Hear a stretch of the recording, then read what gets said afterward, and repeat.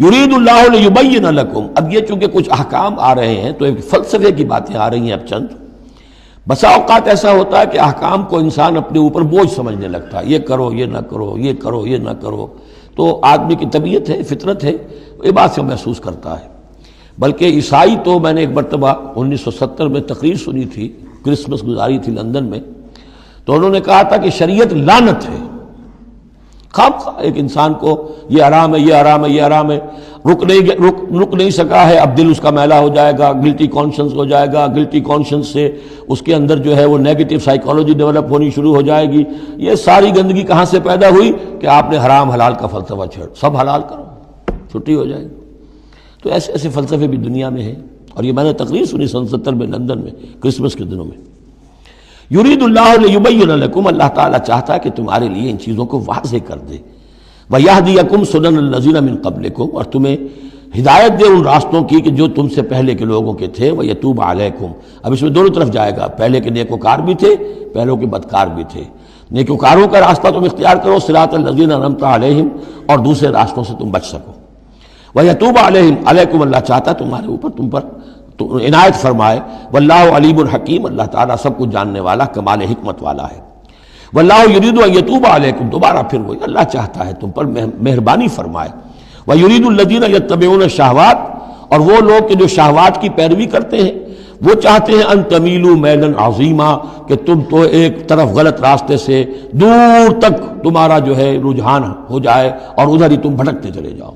آج جو بھی ہے عورت کی آزادی کی بنیاد پر، ایمانسیپیشن کی بنیاد پر، یہ ساری چیزیں جو ہو رہا ہے، ویمن لب ہے، یہ سب کا سب در حقیقت ان حدود اور قیود کو توڑ کر، اور سارا یہ جنسی جو ہے انارکی پھیلانے کی ایک سازش ہے جو دنیا میں چل رہی ہے. یرید اللہ ان یخفف عنکم، تم یہ نہ سمجھو کہ بوجھ ڈال رہا اللہ تم پر، اللہ تم پر تخفیف چاہتا ہے. جب تم ان چیزوں پر عمل نہیں کرو گے، معاشرے میں بدگمانیاں پھیلیں گی، فساد ہوگا، گندگیاں ہوں گی، جھگڑے ہوں گے، بدگمانیاں ہوں گی، یہ سارا کچھ ہوگا. تو اللہ تو تمہارے لیے آسانی چاہتا ہے. وَخُلِقَ الْإِنسَانُ ضَعِيفًا، اور انسان پیدا کیا گیا ہے کمزور، اس کے اندر کمزوری کے پہلو بھی ہے. جہاں بہت اونچا پہلو ہے، روح ربانی پھونکی گئی ہے، وہاں یہ نفس بھی تو اس کے اندر ہے، اور اس کے اندر جو ہے ضعف کے پہلو موجود ہیں. یا ایھا الذین آمنوا لا تاکلوا اموالکم بینکم بالباطل، اہل ایمان اپنے مال آپس میں باطل طریقے سے ہڑپ نہ کرو. الا ان تکون تجارتا عن تراض، سوائے اس کے کہ تجارت ہو تراض منکم، تمہاری باہمی رضامندی سے. یہ جوتا ہے 200 روپے کا ہے، آپ کو منظور ہے 200 دیجئے، جوتا لے لیجئے، یہ آپ کی باہمی رضامندی سے سودا ہے، وہ ہو گیا. لیکن یہ کہ اس سیدھے سادے اور صحیح اور طریقے پر، ایک ظاہر بات ہے کچھ نہ کچھ تو آپ نے نفع اس میں سے کمایا ہے، آپ نے محنت کی ہے، کہیں سے لائے ہیں، سٹور کیا ہے، دکان کا کرایہ دیا ہے، لیکن اس کو وہ گرج نہیں کرے گا. لیکن جھوٹ بول رہے ہیں، خدا کی قسم کھا رہے ہیں کہ میں نے تو اتنے کا لیا، اب یہ ہو گیا آپ نے اپنی ساری محنت بھی ضائع کی اور آپ نے حرام کما لیا. اور یا کوئی اور طریقے ہیں، مال ہڑپ کر رہے ہیں، دھوکہ دے رہے ہیں. یا ایھا الذین آمنوا لا تاکلوا اموالکم بینکم بالباطل الا ان تکون تجارتا عن تراض منکم ولا تقتلوا انفسکم، اور نہ اپنے آپ کو قتل کرو، یعنی ایک دوسرے کو قتل کرو. تمدن کی جڑ دو چیزوں پر ہے، احترام جان، احترام مال. میرے لیے آپ کا مال محترم ہے، آپ کی جان محترم ہے، میں اسے کوئی گدن نہ پہنچاؤں. آپ کے لیے میرا مال، میری جان، میرا جسم محترم ہے، اسے کوئی گدن نہ پہنچائے. اگر تو یہ جنٹل مین ایگریمنٹ ہمارا چلتا ہے تب تو ہم ایک معاشرے میں رہ سکتے ہیں، ایک ملک میں رہ سکتے ہیں، اور اس میں اطمینان ہوگا، سکون ہوگا، چین ہوگا. اور جہاں یہ دونوں احترام ختم ہو گئے، جان کا نہ مال کا، تو ظاہر بات ہے کہ پھر وہاں سکون کہاں سے آئے گا، اطمینان کہاں سے آئے گا، چین کہاں سے آئے گا. وَلَا تَقْتُلُوا أَنفُسَكُمْ إِنَّ اللَّهَ كَانَ بِكُمْ رَحِيمًا، یقیناً اللہ تعالی تم پر بہت ہی مہربان ہے. وَمَن يَفْعَلْ ذَلِكَ عُدْوَانًا وَظُلْمًا، اور جو کوئی بھی یہ کام کرے گا، دو کام، چوری اور دھوکہ اور قتل نفس، ظلمًا اور عدوانًا، تعدی کے ساتھ، ظلم کے ساتھ، فسوف نصلیہ نارا، تو اسے تو ہم جھونک دیں گے آگ میں. وَكَانَ ذَلِكَ عَلَى اللَّهِ يَسِيرًا، اور یہ چیز اللہ پر بہت آسان ہے. یہ نہ سمجھنا کہ کیا اللہ تعالیٰ تمام نوع انسانی کو جہنم میں جھونک دے گا، یہ اللہ کے لیے بہت آسان ہے. بارک اللہ لی ولکم فی القرآن العظیم ونفعنی وإیاکم بالآیات والذکر الحکیم.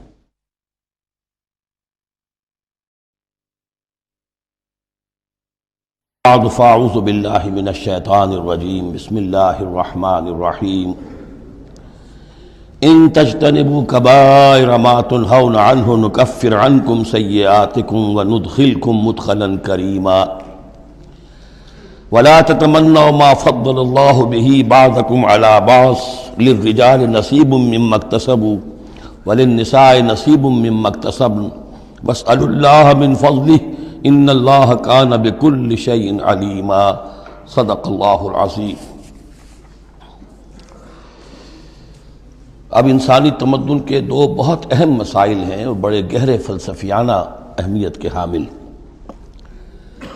پہلا مسئلہ ہے گناہوں کے بارے میں کہ ان میں ایک تقسیم ہے کبائر اور صغائر کی۔ بڑے بڑے گناہ، سب سے بڑا گناہ شرک ہے، کفر ہے، پھر یہ کہ جو فرائض ہیں ان کا ترک کرنا کبائر میں شامل ہوگا، جو حرام چیزیں ہیں ان کا ارتکاب کبائر میں شامل ہوگا۔ ایک ہے چھوٹی چھوٹی کوتاہیاں جو ہو جاتی ہیں، آداب میں ہو جاتی ہیں، یا اور جو بھی باریک احکام ہیں ان میں کہیں کوتاہی ہو گئی ہے، یا بغیر کسی ارادے کے کہیں کسی کی بات ایسی کہہ بیٹھے ہیں کہ جو غیبت کے حکم میں آ گئی ہے، ارادہ نہیں تھا لیکن بات نکل گئی ہے، وغیرہ وغیرہ۔ اس میں جو ایک ہیلدی ایٹیچیوڈ ہے وہ یہ ہے کہ کبائر کا پورے اہتمام کے ساتھ بندوبست کیا جائے کہ اس سے انسان بالکل پاک ہو جائے، فرائض کی پوری ادائیگی، محرمات سے اجتناب مطلق۔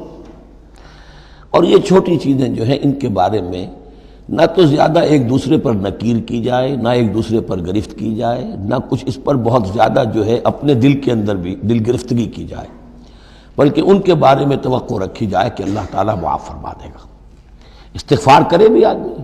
اور یہی صغائر ہیں جو نیکیوں کے ذریعے سے خود بخود بھی ختم ہوتے رہتے ہیں۔ یہ جو آتا ہے کہ جو شخص وضو کرتا ہے صحیح طریقے پر بیٹھ کر اطمینان سے، تو جب وہ ہاتھ دھوتا ہے تو ہاتھوں کے گناہ جھڑ جاتے ہیں، آنکھوں میں پانی ڈالتا ہے آنکھوں کا گناہ جھڑ جاتا ہے، وغیرہ وغیرہ۔ تو یہ وہ صغائر ہیں۔ ان الحسنات یذہبن السیئات، یہ نیکیاں جو ہیں ان بدیوں کو دور کر دیتی ہیں۔ کبائر معاف نہیں ہوتے اس سے، نیکیوں سے جن گناہوں کی معافی کا از خود اعلان ہے قرآن میں، وہ کبائر نہیں صغائر ہیں۔ کبائر توبہ کے بغیر وہ نہیں بخشے جا سکتے، توبہ کرنی ہوگی۔ اور جو اکبر الکبائر ہے شرک، اس کے بارے میں تو دو مرتبہ اس صورت میں آئے گا، ان اللہ لا یغفر ان یشرک بہ ویغفر ما دون ذلک لمن یشاء، وہ ہم پڑھیں گے بعد میں۔ لیکن ایک پرورٹڈ قسم کی مذہبی شخصیت ہوتی ہے، مذہبی مزاج، پرورٹڈ، مست شدہ۔ جو کبائر ہیں وہ تو ہو رہے ہیں، سود خوری ہو رہی ہے، جو کچھ ہو رہا ہے حرام خوری ہو رہی ہے، چھوٹی چھوٹی باتوں پر نکیر ہو رہی ہے، یہ پائنچا تمہارا نیچے کیوں چلا گیا ہے، اس کے اوپر ساری گرفت ہو رہی ہے، یہ کیا ہو گیا ہے، تمہاری داڑھی جو ہے شرعی نہیں ہے، اس کے اوپر گرفت ہو رہی ہے۔ یہ چیزیں جو ہیں دس از پرورشن، یہ مذہب کو بس کر دینے والی بات ہے۔ قرآن مجید میں اس معاملے کو 3 جگہ پر نقل کیا گیا ہے کہ یہ فلسفہ جو ہے کہ چھوٹی چیزوں کے بارے میں درگزر سے بھی کام لو، اور یہ کہ بہت زیادہ متفکر بھی نہ ہو، سینس آف پروپورشن ہونا چاہیے۔ ان تجتنبوا کبائر ما تنہون عنہ، اگر تم اجتناب کرتے رہو گے ان بڑے بڑے گناہوں سے جن سے کہ تمہیں روکا جا رہا ہے، نکفر عنکم سیئاتکم، تمہاری چھوٹی برائیوں کو ہم خود ہی دھوتے رہیں گے، پاک کرتے رہیں گے، صاف کرتے رہیں گے۔ جو بھی نیک کام کرو گے ان کے حوالے سے وہ جو فروگزاشتیں ہیں وہ خود بخود بھی دھلتی رہتی ہیں۔ وندخلکم مدخلا کریما، اور تمہیں داخل کریں گے بہت ہی باعزت جگہ پر، جہاں کیا تمہارا مقام جو ہے باعزت اکرام کے ساتھ ہوگا۔ یہ مضمون سورہ شورى میں بھی آیا ہے، پھر سورۃ النجم میں بھی ہے، 3 مرتبہ یہ مضمون قرآن میں آیا ہے۔ دوسرا مسئلہ جو ہے انسانی معاشرے میں وہ فضیلت کا ہے۔ اب ظاہر بات ہے کہ تمام انسانوں کو ایک جیسا تو نہیں بنایا ہے اللہ نے، کسی کو خوبصورت بنا دیا، کسی کو بدصورت بنا دیا، کسی کا قد اونچا ہے، کوئی ٹھگنے قد کا ہے، لوگ اس پر ہنستے ہیں، یا کسی کو مرد بنا دیا، کسی کو عورت بنا دیا۔ اب عورت اپنے اندر ہی اندر کڑھتی رہے مجھے عورت کیوں بنایا، تو اس کا حاصل کیا ہوگا؟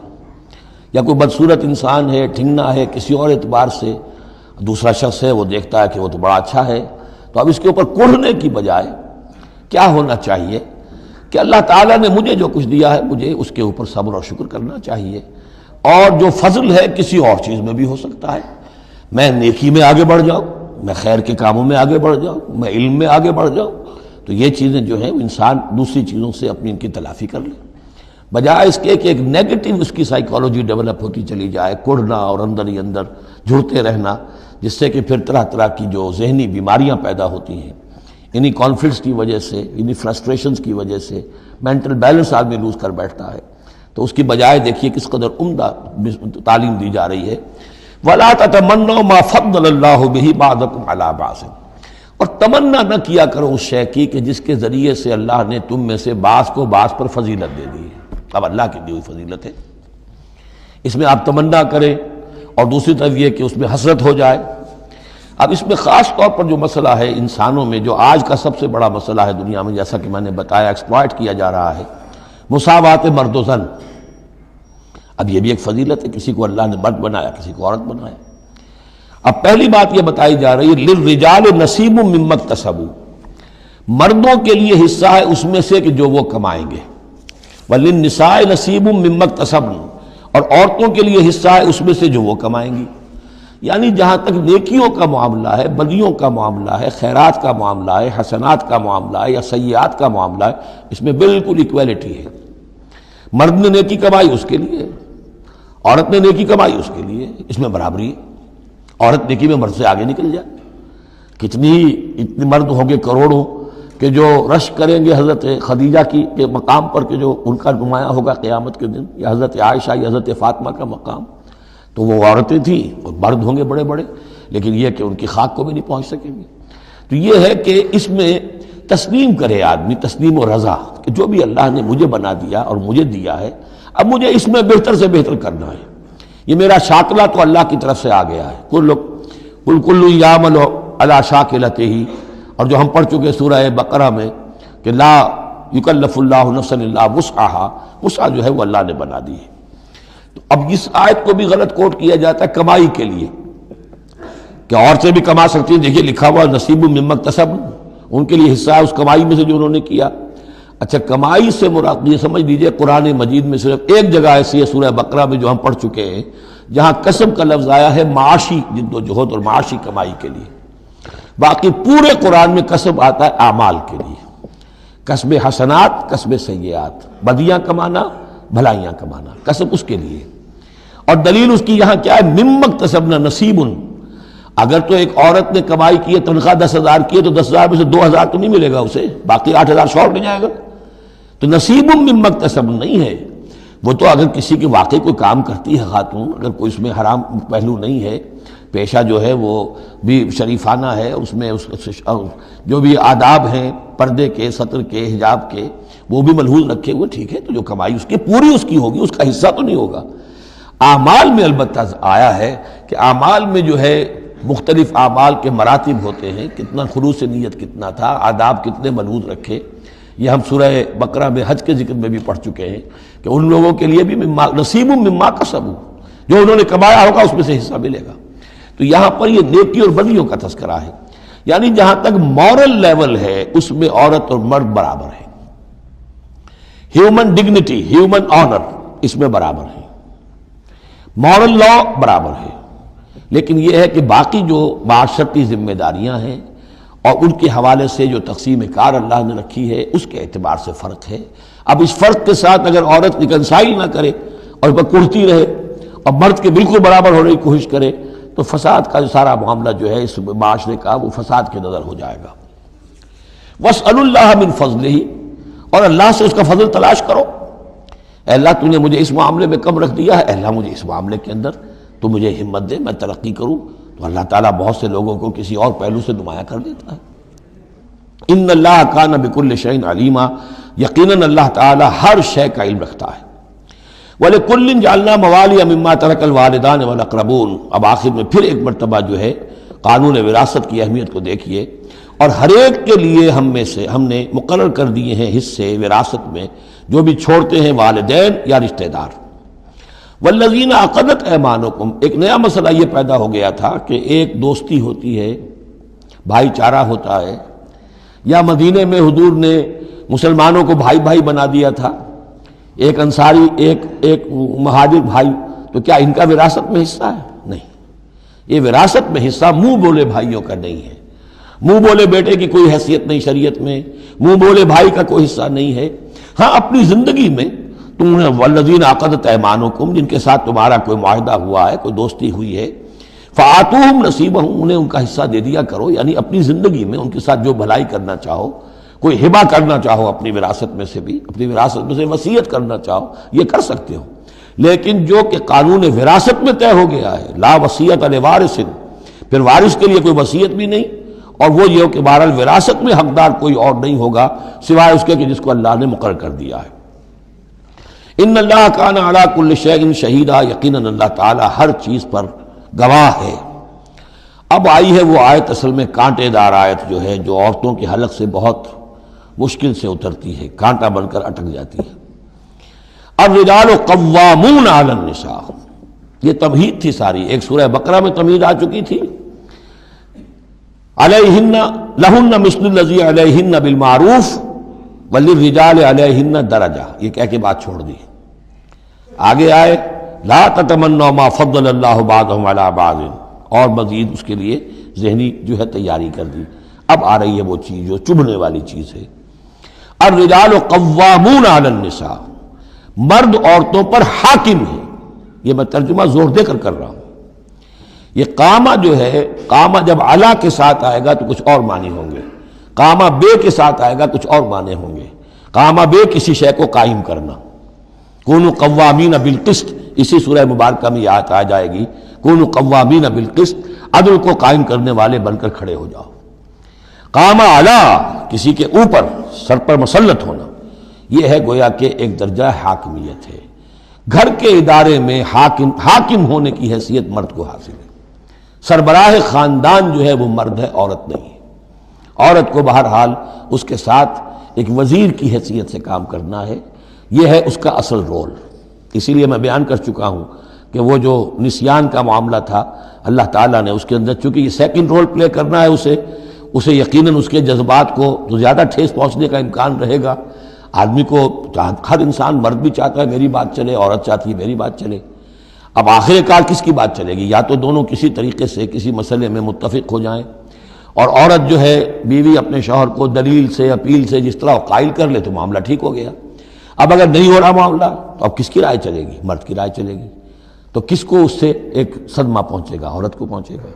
لیکن اس صدمے کا ہی جو ہے انفلوئنس، اس کو کم کرنے کے لیے سیفٹی والو، نسیان کا مادہ اللہ تعالیٰ نے عورت میں زیادہ رکھ دیا۔ اسی لیے پھر اس قانون شہادت کے اندر ایک مرد کی جگہ 2 عورتوں کو وہاں پر اس کا نصاب رکھا گیا۔ الرجال قوامون علی النساء بما فضل اللہ بعضهم علی بعض۔ اب یہ دوسری بات ہے کہ اگر وہ شوہر حاکم ہو کر ظلم کرتا ہے، ان کے حق ادا نہیں کرتا، تو اللہ کے یہاں بڑی سخت پکڑ ہوگی۔ یہ تو دوسری بات ہے بالکل۔ لیکن یہ کہ جو قانون ہے اسلام کا وہ یہی ہے کہ یہ اختیار دیا گیا، اب آپ اس اختیار کا غلط استعمال کر رہے ہیں، آپ اس کو ظلم کا ذریعہ بنا رہے ہیں، تو اس کی سزا اللہ تعالیٰ کے ہاں آپ کو مل جائے گی۔ بما فضل اللہ بعضهم علی بعض، بسبب اس فضیلت کے جو اللہ نے بعض کو بعض پر دی ہے، وبما انفقوا من اموالہم، اور بسبب اس کے کہ جو وہ خرچ کرتے ہیں اپنے مال۔ اب دیکھیے یہ خرچ کرنے کا معاملہ اسلام میں شادی سے شروع ہو گیا۔ شادی مرد کی بھی ضرورت ہے، عورت کی بھی ضرورت ہے، لیکن مرد مہر دیتا ہے، عورت مہر وصول کرتی ہے۔ تو جو خرچ کرنے والا ہے اب اس کی ایک حیثیت دوسری ہو گئی۔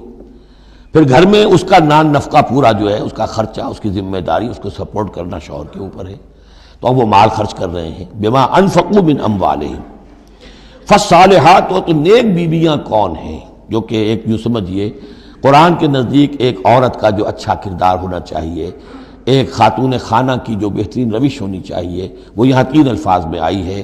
فالصالحات، نیک بیویاں قانتات، ایک تو فرما بردار ہوتی ہیں، شوہروں کی فرما بردار۔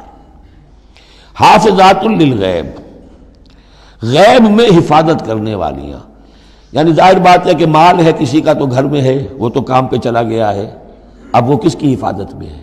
بیوی کی حفاظت میں ہے۔ اسی طرح اب بیوی کی جو عصمت ہے وہ در حقیقت مرد کی عزت ہے، اب وہ اس کی عزت کی حفاظت کرے اس کی غیر موجودگی میں۔ اسی طرح مرد کے راز ہوتے ہیں، سب سے زیادہ بڑھ کر جو ہے رازدان وہ تو بیوی ہوتی ہے۔ تو 3 اعتبارات سے حافظات للغیب، حافظات للغیب، غیب میں حفاظت کرنے والیاں، حفاظت کرنے والیاں شوہر کے مال کی، شوہر کے رازوں کی اور شوہر کی عزت کی۔ بما حفظ اللہ، اللہ کی حفاظت سے، حفاظت ہے تو اللہ کی، لیکن جیسے رازق اللہ ہے لیکن کام تو انسان کو کرنا پڑتا ہے، رزق کمانا پڑتا ہے۔ واللاتی تخافون نشوزہن، اور وہ خواتین کے جن کے بارے میں تمہیں اندیشہ ہو جائے ان کے اندر سرکشی کا، ضد ہے، ہٹ دھرمی ہے، بات نہیں مان رہی ہیں، اپنی بات منوانی ہے، کسی نہ کسی طریقے سے گھر کی فضا خراب کی ہوئی ہے، یہ ہے نشوز۔ ذہناً تسلیم نہ کرنا کہ میری حیثیت جو ہے وہ بہرحال شوہر کے تابع دار کی ہے، اس کو اگر تسلیم نہیں کریں گے تو ظاہر بات ہے فرکشن ہوگی، اور فرکشن جو ہے اس کے نتیجے کے اندر وہ گھر کے اندر جو ہے وہ ایک فساد پیدا ہوگا۔ واللاتی تخافون نشوزہن فعظوہن، تو ان کو پہلے تو نصیحت کرو، واہجروہن فی المضاجع، دوسرے تنبیہ کے طور پر ان سے تعلق اپنے بستر علیحدہ کر لو اور ان کے ساتھ وہ تعلق ذل و شو جو ہے کچھ عرصے کے لیے بند کر دو۔ وَاضْرِبُوهُنَّ، اس پر بھی ٹھیک نہ ہو تو انہیں مارنے کی بھی اجازت ہے۔ اس میں حضور نے جو روکا ہے وہ یہ ہے کہ چہرے پر نہ مارا جائے اور کوئی ایسی مار نہ ہو جس کا مستقل نشان جسم پر پڑے۔ اب یہ چیزیں اللہ کا کلام ہے، اس کے اندر جو ہے کوئی ہمارے لیے کوئی جھجک نہیں ہے، معاشرتی زندگی کو ٹھیک رکھنے کے لیے اس کی ضرورت پیش آئے تو وہ بھی کرنی ہوتی ہے۔ فَإِنْ أَطَعْنَكُمْ، پھر اگر وہ تمہاری اطاعت کریں، فَلَا تَبْغُوا عَلَيْهِنَّ سَبِيلًا، تو اب ان پر خام خواہ کی زیادتی کرنا، پچھلے غصے نکالنا، بار بار جو ہے وہ اپنے غصے کا اظہار کرنا، یہ بھی ٹھیک نہیں ہے۔ ان اللہ کان علیٰ کبیرا، یقیناً اللہ تعالیٰ بہت بلند ہے، بہت بڑا ہے۔ وَإِنْ خِفْتُمْ شِقَاقَ بَيْنِهِمَا، اور اگر تمہیں یہ اندیشہ ہو گیا ہو کہ ان میں تو اب زدم زدہ ہو گئی ہے اور یہ اب ساتھ اب چلنا ان کا مشکل ہے، شوہر میں بیوی میں مزاجوں کا اختلاف ہے اور اس کی وجہ سے کوئی زدم زدہ، عورت بھی اکڑ گئی ہے، مرد بھی اکڑا ہوا ہے، تو اب ٹھیک ہے کیا کریں ہم؟ تو اس میں ایک کوشش کرنے کا حکم دیا پہلے، فَبَعْثُوا حَكَمًا مِّنْ أَهْلِهِ وَحَكَمًا مِّنْ أَهْلِهَا، تو ایک حکم مقرر کرو ثالث، لڑکے والوں میں سے، شوہر والوں میں سے، شوہر کے خاندان میں سے، اور ایک حکم جو ہے اس عورت یا لڑکی کے خاندان والوں میں سے۔ ان یریدا اصلاحا، اگر وہ دونوں چاہیں گے اصلاح، یوفق اللہ بینہما، اللہ تعالیٰ ان کے مابین موافقت پیدا کر دے گا۔ لیکن ان یریدا میں مراد دونوں ہو سکتے ہیں، یعنی ایک تو یہ کہ اگر واقعتاً شوہر اور بیوی جو ہے چاہتے ہیں کہ موافقت ہو جائے، ہوتا ایسا ہے کسی وقت جو ہے وہ نفسیاتی گرہ ایسی بن جاتی ہے کہ وہ بھی چاہتا ہے کہ معاملہ درست ہو جائے اور وہ بھی چاہتی ہے کہ درست ہو جائے، لیکن اب یہ کہ اب اس میں گرہ ایسی پڑ گئی ہے، مقطع میں آ پڑی ہے سکون دسترانہ بات کہ اب اس میں کسی طریقے سے مسئلہ حل نہیں ہو رہا، تو حکمین آ جائیں گے تو وہ بات کو گرہ کھولیں گے، ادھر سے کچھ سنیں گے، ادھر سے سنیں گے، کچھ اس کی وضاحت ہوگی، ادھر کی وضاحت ہوگی تو ہو جائے گا۔ اور ایک یہ بھی ہو سکتا ہے کہ اس سے مراد حکمین ہو کہ اگر حکمین پوری سی کوشش کریں گے تو اللہ تعالیٰ ان کے مابین موافقت پیدا کر سکتا ہے۔ میرا رجحان پہلی رائے کی طرف زیادہ ہے۔ ان اللہ کان علیما خبیرا، یقینا اللہ تعالیٰ بہت علیم اور خبیر ہے۔ اب جیسا کہ اس سے پہلے بھی سورہ بقرہ میں بھی جو اہل کتاب کے ساتھ بنی اسرائیل کے ساتھ میثاق لیا گیا تھا تو اس میں جو چیزیں آئی تھیں وہ یوں سمجھیے امہات شریعہ، دین کی بنیادیں کیا تھیں۔ ہم نے معاہدہ لیا تھا اللہ کے ساتھ شرک نہیں کرو گے، والدین کے ساتھ نیک احسان کرو گے، قرابت داروں کے ساتھ وغیرہ وغیرہ۔ اب یہ دوسرا مقام آ رہا ہے کہ شریعت کے اندر کیا چیزوں ہیں جو اہم تر ہیں جن کو سامنے رکھنا چاہیے معاشرتی سطح پر۔ سب سے پہلی بات وَاعْبُدُوا اللَّهَ وَلَا تُشْرِكُوا بِهِ شَيْئًا، پہلا حق اللہ کا ہے، اللہ کی بندگی اور پرستش کرو، اس کے ساتھ کسی کو شریک نہ ٹھہراؤ۔ نمبر 2 وَبِالْوَالِدَيْنِ إِحْسَانًا، یہ 4 مقامات قرآن میں ہیں جہاں اللہ کے حق کے فوراً بعد والدین کے حق کا تذکرہ ہے۔ والدین کے ساتھ حسن سلوک، یہ بھی ہمارے ہاں کے خاندانی نظام کے لیے بہت اہم بنیاد ہے کہ والدین کے ساتھ ان کا ادب ہو، ان کی خدمت ہو، ان کے ساتھ حسن سلوک ہو، ان کے سامنے آواز پست رکھی جائے۔ بڑی تفصیل سے سورہ بنی اسرائیل میں یہ بات آئے گی، لیکن یہ کہ یہ ہمارے معاشرے میں خاندان کے استحکام کی یہ بھی ایک بہت اہم بنیاد ہے۔ وَبِذِي الْقُرْبَىٰ، قرابت داروں کے ساتھ، وَالْيَتَامَىٰ وَالْمَسَاكِينِ، اور یتیموں کے ساتھ اور مسکینوں کے ساتھ، وَالْجَارِ ذِي الْقُرْبَىٰ، اور وہ ہمسایہ جو قرابت دار بھی ہو۔ پہلے عام طور پر محلے ایسے ہی ہوتے تھے، ایک ہی قبیلہ ایک جگہ رہ رہا ہے، رشتہ داری بھی ہے، ہمسائے بھی ہے۔ وَالْجَارِ الْجُنُبِ، اور اجنبی ہمسایہ بھی ہو سکتا ہے، جیسے آج کل شہروں میں ہوتے ہیں ہمسائے اجنبی ہوتے ہیں۔ وَالصَّاحِبِ بِالْجَنبِ، اور ایک عارضی قسم کی بھی ہمسائیگی ہوتی ہے کہ جو آپ کے برابر بیٹھا ہوا ہے، آپ بس میں بیٹھے ہیں، آپ کے برابر بیٹھا ہوا، یہ بھی آپ کا ہمسایہ ہے، جو کسی بھی اعتبار سے آپ کے ساتھ ہے، آپ کے پاس بیٹھنے والا ہے، اس کے ساتھ بھی نیک سلوک، وابن سبیل، اور مسافر کے ساتھ نیک سلوک، وما ملکت ایمانکم، اور جو بھی تمہارے لونڈی غلام ہیں جو تمہاری ملک یمین ہے ان کے ساتھ بھی نیک سلوک۔ ان اللہ لا یحب من کان مختالا فخورا، اللہ کو بالکل پسند نہیں ہے وہ لوگ کہ جو مختال ہیں، شیخی خوڑے اور اکڑنے والے، فخر کرنے والے، اکڑ کرنے والے۔ الذین یبخلون ویامرون الناس بالبخل، جن میں یہ شیخی خوری ہوتی ہے، اکڑ ہوتی ہے، پھر وہ بخیل بھی ہوتے ہیں، اس لیے کہ عام طور پر تو انہیں اپنا جو تکبر ہوتا ہے وہ دولت کے برابر ہوتا ہے، انہیں معلوم ہے ہمارے پاس دولت ہے، تو ظاہر بات ہے دولت اگر وہ خرچ کر دیں گے اور دولت جو ہے نہیں رہے گی تو عزت نہیں رہے گی۔ جو کہ بخل کرتے ہیں وہ یامرون الناس بالبخل، اور لوگوں کو بھی نیکی بخل کا حکم دیتے ہیں، کیونکہ جب لوگ دیکھتے ہیں کہ یہ لوگ ذرا خرچے کے اندر کمی کرتے ہیں تو انہیں اندیشہ ہوتا ہے کہ یہ ہمیں ملامت کریں گے، تم بڑے بخیل ہو، تو اس سے پہلے ہی کیوں نہ کہو بابا یہ اس طرح نہ کیا کرو، تم خام کا پیسے اڑاتے ہو، کچھ نہ کچھ بچا کے رکھا کرو اور وقت پہ کام آئے گا، تو بجائے اس کے کہ آپ کو کوئی ڈیفنس لینا پڑے پہلے ہی آفنس لیجئے، تو یامرون الناس بالبخل، وہ لوگوں کو بھی بخلی کا مشورہ دیتے ہیں کہ عقل کے ناخن لو۔ وَيَكْتُمُونَ مَا آتَاهُمُ اللَّهُ مِنْ فَضْلِهِ، اور وہ چھپاتے ہیں اس کو جو اللہ نے انہیں اپنے فضل میں سے دیا ہے۔ دولت ظاہر ہوگی تو کوئی سائل سوال کر بیٹھے گا، یعنی اچھا مسکین صورت بنائے رکھو کہ ان کے اوپر تو شاید خود 2 وقت کے فاقے ہیں، اب ان سے میں کیا ان کے سامنے ہاتھ دراز کروں۔ وَأَعْتَدْنَا لِلْكَافِرِينَ عَذَابًا مُهِينًا، اور ایسے کافروں کے لیے ہم نے بڑا اہانت آمیز عذاب تیار کر رکھا ہے۔ وَالَّذِينَ يُنْفِقُونَ أَمْوَالَهُمْ رِئَاءَ النَّاسِ، اور اس سے بھی آگے بڑھ کر وہ لوگ ہیں برائی کے اندر، شناعت کے اندر، کہ جو خرچ کرتے ہیں مال لوگوں کو دکھاوے کے لیے۔ وَلَا يُؤْمِنُونَ بِاللَّهِ وَلَا بِالْيَوْمِ الْآخِرِ، اور وہ حقیقت میں ایمان نہیں رکھتے نہ اللہ پر نہ یوم آخر پر۔ وَمَن يَكُنِ الشَّيْطَانُ لَهُ قَرِينًا فَسَاءَ قَرِينًا، تو ایسے لوگ گویا کہ شیطان کے ساتھی ہیں، تو جن کا ساتھی شیطان ہو گیا ہو تو وہ تو بہت ہی برا ساتھی ہے۔ اب یہ آیت جو آ رہی ہے، آیت نمبر 41 ہے سورہ مبارکہ کی، یہ بڑی اہم ہے، یہ وہ شہادت علی الناس سے متعلق ہے جو سورہ بقرہ میں جو مضمون آیا تھا کہ اے مسلمانوں تمہیں اب شہداء علی الناس بنایا گیا، جیسے کہ نبی تم پر شہید تھے یا نبی نے تم پر شہادت دی ہے۔ نبی قیامت کے دن کھڑے ہو کر کہیں گے اے اللہ میرے پاس جو دین آیا تھا میں نے انہیں پہنچا دیا تھا، اب یہ ذمہ دار ہیں، they are responsible for their attitude and conduct. تو یہ بات تمہیں کہنی ہے قیامت کے دن کھڑے ہو کے، اے اللہ ہم نے اپنے زمانے کے لوگوں تک تیرا دین پہنچا دیا تھا، اب اس کے بعد جو بھی طرز عمل ہے یہ جواب دیں۔ ایسا نہ ہو کہ الٹا وہ ہمارے اوپر مقدمہ کرے کہ اللہ ان بدبختوں نے ہمیں نہیں پہنچایا، یہ خزانے کے سانپ بن کر بیٹھے رہے۔ تو یہ تو ایک رخ ہے اس کا، لیکن یہ کہ جس کے ذمے یہ ڈیوٹی لگ گئی ہو، واقعہ یہ ہے کہ اس کے لیے تو ایک بہت بھاری یوں سمجھیے کہ بوجھ ہے اس پر۔ اب اس کا جو ہے نقشہ کھینچا جا رہا ہے قیامت کے دن کیا ہوگا۔ فَكَيْفَ إِذَا جِئْنَا مِن كُلِّ أُمَّةٍ بِشَهِيدٍ، تو کیا ہوگا اس دن، کیا صورتحال ہوگی جس دن کہ ہم ہر امت میں سے ایک شہید کھڑا کریں گے۔ کون؟ ان کا نبی اور رسول جس نے ان کو دعوت پہنچا دی۔ وَجِئْنَا بِكَ عَلَىٰ هَٰؤُلَاءِ شَهِيدًا، اور اے نبی آپ کو ہم لائیں گے ان پر گواہ بنا کر، یعنی آپ کو کھڑے ہو کر کہنا ہوگا، جس کو کہ ہمارے تصور میں کہتے ہیں، ہمارے اصطلاح میں پروزیکیوشن وٹنس۔